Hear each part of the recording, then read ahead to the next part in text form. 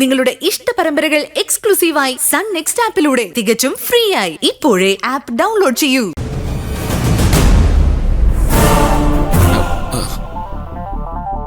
നീ ആരെയാടാ വിളിച്ചത്? നീ എന്താ ആളക്കളിയാക്കുകയാണോ? ഒന്നുകൂടി വിളിക്കടാ. സാറേ, ഞാൻ അവളുടെ കയ്യിൽ തന്നെയാ കൊടുത്തത്. നിന്നോട് വിളിക്കാനല്ലേ പറഞ്ഞത്?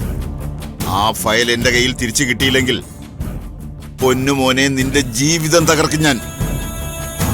നീ കളിക്കുന്ന നാടകമൊന്നും നിന്നെ എന്റെ കയ്യിൽ നിന്ന് രക്ഷപ്പെടുത്താൻ പോകുന്നില്ല. എന്റെ പൊന്നു സാറേ, ഞാൻ അവളുടെ കയ്യിൽ തന്നെയാ കൊടുത്തത്. അവൾക്ക് വേണ്ടിയാ ഞാനിത് ചെയ്തത്. കാശ് മേടിച്ചിട്ടാണോടാ? അല്ല സാറേ, എന്റെ ലവറാ സാറേ. അവളുടെ ഡീറ്റെയിൽസ് ഒക്കെ ഞാൻ തരാം. നിങ്ങൾ അവളെ നേരിട്ട് പൊക്കിയാ മതി, സാധനം കിട്ടും. നീ എന്നെ പഠിപ്പിക്കാൻ വരുന്നോടാ റാസ്കൽ?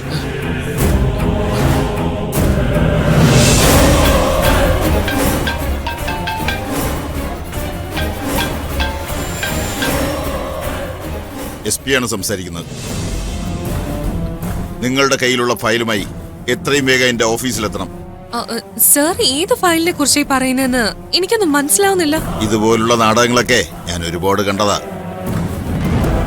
മുജീബ് നിന്റെ കയ്യിൽ തന്ന ഫയൽ ഏതാണെന്ന് നിനക്ക് അറിയില്ലേ? മുജീബോ? അങ്ങനെ ഒരാളെ എനിക്ക് അറിയില്ല സർ. അപ്പോ എന്റെ കസ്റ്റഡിയിലുള്ള മുജീബുമായി നിങ്ങൾക്കൊരു ബന്ധവും ഇല്ല അല്ലേ?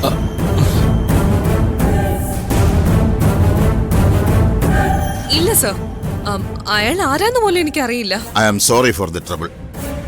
This call is recorded. നിന്നെ അവൾക്ക് അറിയുകയില്ല. സാർ,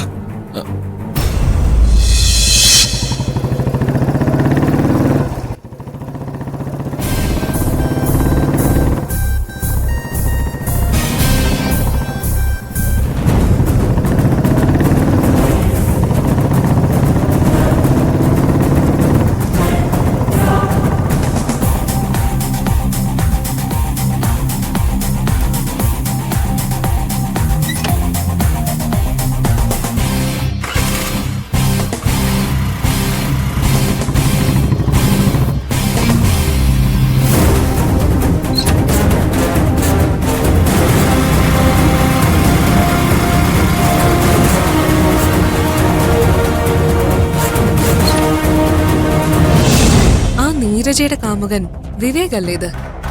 കൃത്യസമയത്താണല്ലോ എന്റെ മുമ്പിൽ വന്ന് ചാടിയത്. മുജീബ് അകത്തായ സ്ഥിതിക്ക് പോലീസ് ഏത് നിമിഷവും എന്നെ തേടി വരും. തൽക്കാലം ഫയല് സേഫായിട്ട് വെക്കാൻ പറ്റുന്ന ഒരാള് ഇവനാ.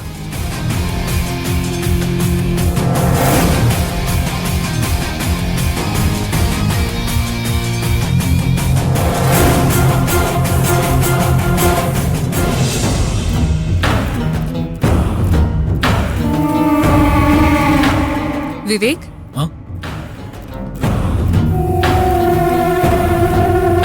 ഞാൻ വിവേകിനെ അന്വേഷിച്ചു വന്നതാ. ആരാ? എനിക്ക് മനസ്സിലായില്ല. എന്തിനാ എന്നെ അന്വേഷിക്കുന്നേ? അതൊക്കെ നമുക്ക് സംസാരിക്കാം. ആദ്യം എനിക്കിവിടെ ഇരിക്കാലോ അല്ലേ?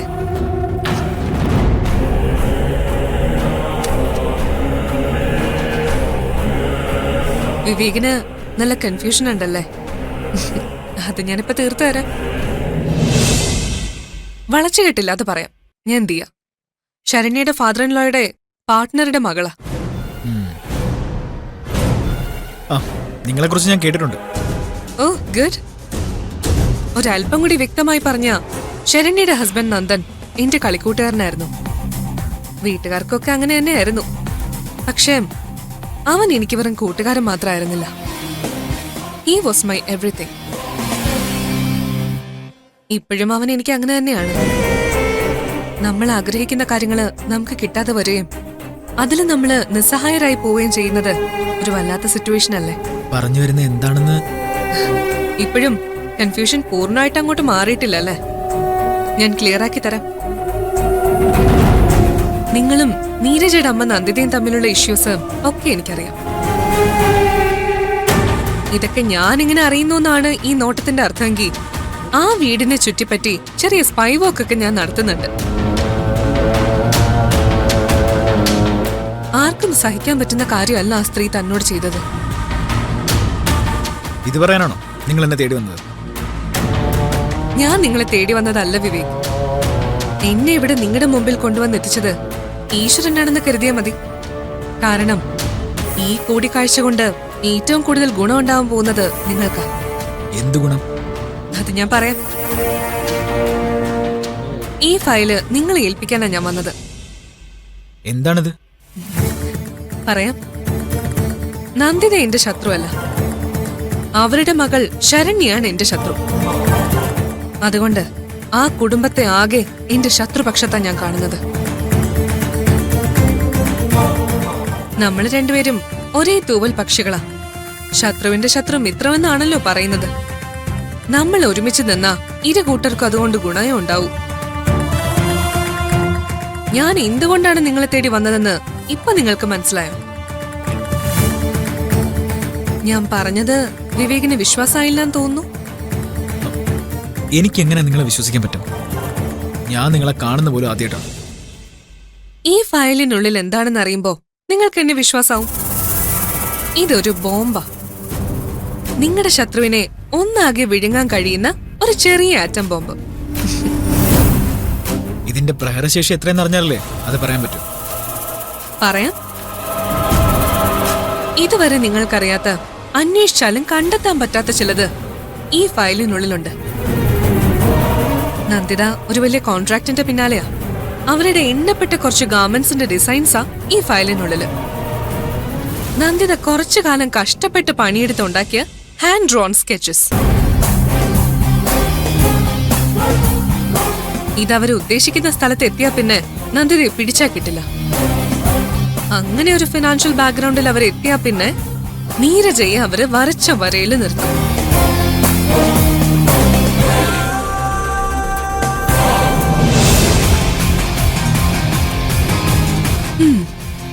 പിന്നെ നീരജയ്ക്കൊപ്പം ജീവിക്കുന്നത് പോയിട്ട് അവളെ സ്വപ്നം കാണാൻ പോലും വിവേകിന് കഴിയില്ല.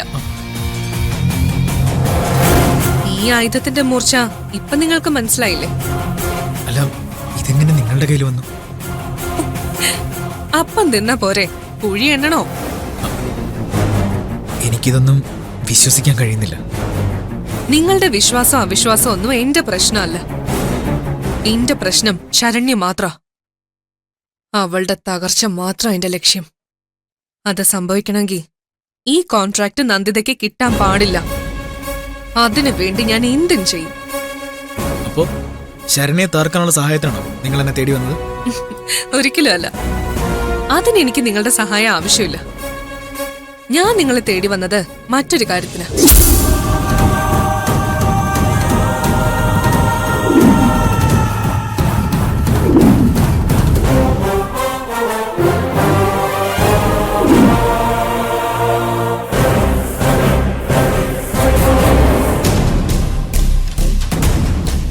ഇപ്പൊ മനസ്സിലായില്ലേ ഞാൻ എന്തിനാ നിങ്ങളെ തേടി വന്നെന്ന്?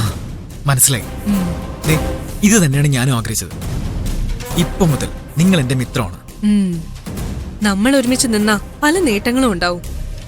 വിവേക് ആഗ്രഹിക്കുന്ന പോലെ നീരജ് വിവേകിനെ സ്വന്തം ആവുകയും ചെയ്യും.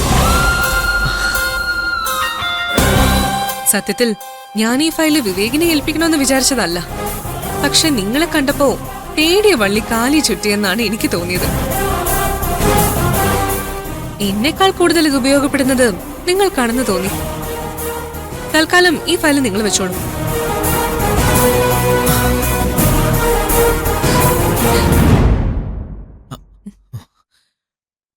ഇതിന് പകരം ഞാൻ എന്താ ചെയ്യണ്ടേ? ഇപ്പൊ ഇതിന് പകരമായി നിങ്ങൾ എനിക്ക് ഒന്നും തരണ്ട. തകർന്നു പോയ നിങ്ങളുടെ സ്വന്തം ജീവിതം തിരിച്ചു പിടിക്കണ്ടേ? ഒരിക്കൽ നഷ്ടപ്പെട്ടു പോയ ആത്മാഭിമാനം തിരിച്ചെടുക്കണ്ടേ? എല്ലാം നഷ്ടപ്പെട്ട് അപമാനിക്കപ്പെട്ടപ്പോ ആത്മഹത്യ ചെയ്യണമെന്ന് നിങ്ങൾക്ക് തോന്നിയില്ലേ? എന്നിട്ടും അത് ചെയ്യാതിരുന്നത് എല്ലാം തിരിച്ചു പിടിക്കണമെന്ന് ആഗ്രഹമുള്ളതുകൊണ്ടല്ലേ? നഷ്ടപ്പെട്ടതും നിങ്ങളുടെ കയ്യിൽ നിന്ന് തട്ടിയെടുത്തതും എല്ലാം തിരിച്ചു പിടിക്കാൻ പറ്റിയൊരായുധം. അത് മാത്രമാണിത്. എനിക്കിത് വേണം. എനിക്ക് നഷ്ടപ്പെട്ടതെല്ലാം തിരിച്ചു പിടിക്കണം. ഇപ്പൊ മനസ്സൊന്ന് തണുത്തില്ലേ? കുറച്ചു കാലമായി മനസ്സിലെരിയുന്ന ചൂടിന് ഒരല്പം ശമനം കിട്ടിയില്ലേ? സത്യം, മരുഭൂമിയിൽ കിട്ടിയ ദാഹജലം പോലെയാണ് എനിക്കിത്. ഇതിപ്പോ എന്റെ ജീവശ്വാസമാണ്. അറിയാം. അതുകൊണ്ടാണ് ഇത് ഞാൻ നിങ്ങളെ ഏൽപ്പിക്കാൻ തീരുമാനിച്ചത്. ഒരുമിച്ച് നിൽക്കാമെന്നൊരു വാക്ക് ഇപ്പൊ അത് മാത്രം മതി.